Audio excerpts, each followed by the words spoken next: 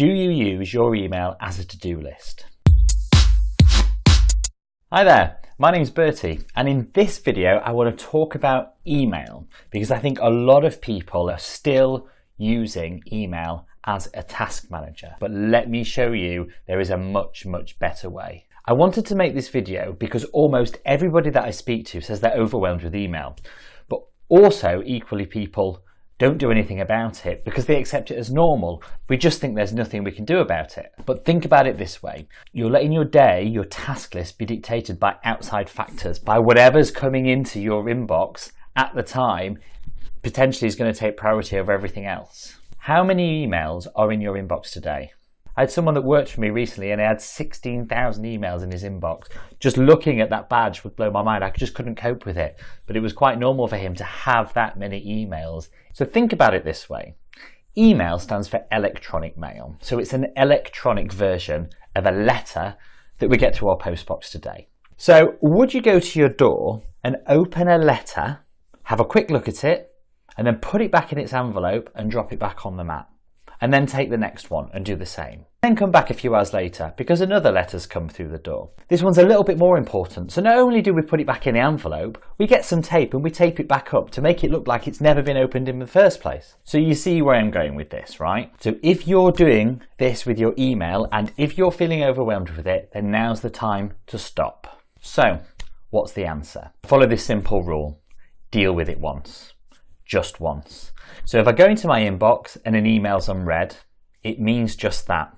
It's unread. So if I'm going to open it, I'm not going to seal it up again. I've read it.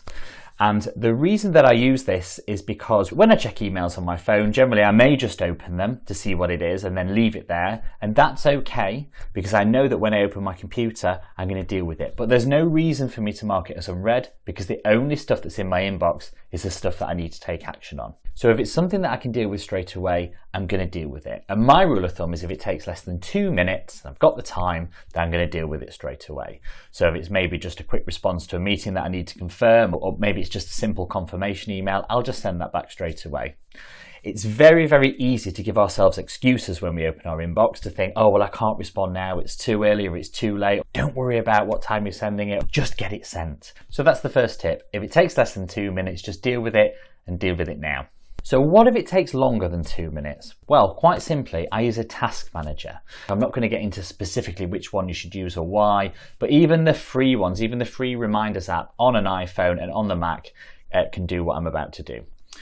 So all I do, I use MacMail and I just drag an important email. Maybe it's a proposal I need to write. Maybe it's something that I can't deal with right then. I simply drag that email into my task manager. So it's in one place. So the task manager will say, write proposal for whatever. And in there, it will have a link back to that email.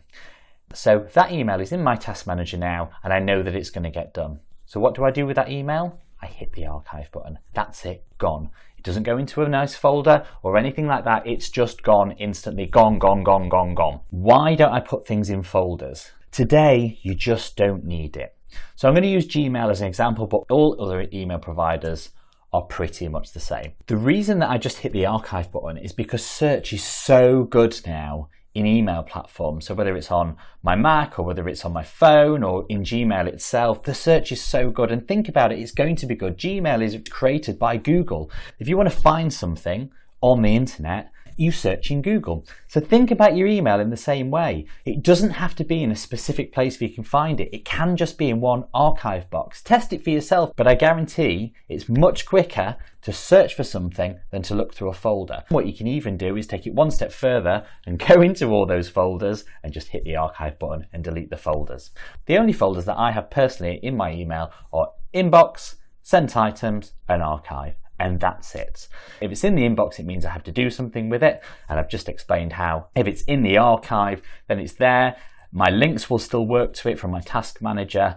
And it's there if I ever need to search for it in the future. So another thing that can clutter up your email is mailing list. If you're on a mailing list and you're just constantly thinking, oh, I'll read that later, and you never get round to it, just unsubscribe. Be brutal. So what about cold emails, spam, all that sort of stuff? just delete. You don't have to respond. If you get a gas bill, you don't email them back and say, oh, thanks for sending me my gas bill, cheers. So you don't have to respond to everything. And again, some people still do this. They feel that just to be polite, you have to respond to everything.